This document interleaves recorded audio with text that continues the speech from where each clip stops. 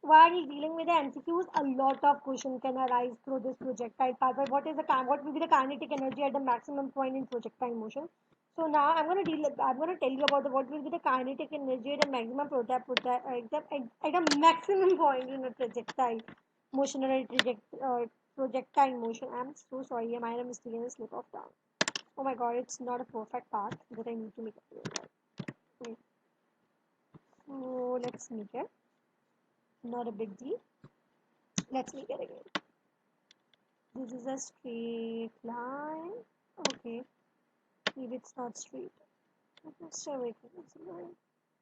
So for example, we know that this is a ball projected from this path. This is u cos theta. Now we are familiar with it. This is u sin theta.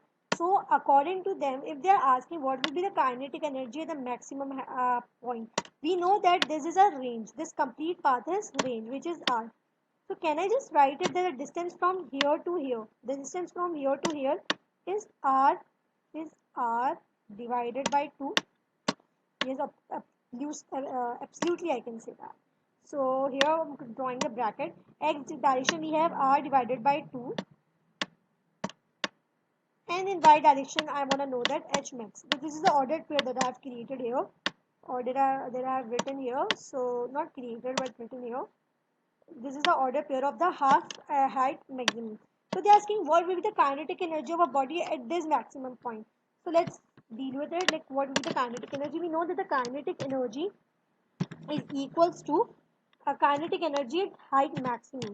Height maximum is equals to, we know that the formula of kinetic is 1 divided by 2mu square mux square. We know we are dealing with the kinetic energy in the x direction because we are considering the range here, right? So I can say the kinetic energy, now I'm not writing again and again a height and maximum point, is equals to 1 divided by 2. Okay, so then we're going to write as m 1 and 1 divided by 2 m u square cos square theta. Okay, so as you can cos square theta. But one thing that you're gonna focus here or you can note here is that don't look at this. Doesn't it seem like a formula? We know that, yeah, this formula is basically a formula of initial kinetic energy. So you can write here that kinetic energy K dot T is equals to kinetic energy initial, kinetic energy at maximum height. Now it's needed to write it completely, is equals to kinetic energy initial, which means at this point, and I'm going to write that cos square theta. And now what will be the ratio of, what will be the value of the ratio between kinetic energy at maximum height and kinetic energy initial? So let's see. So kinetic energy at maximum height max, divided by kinetic energy initial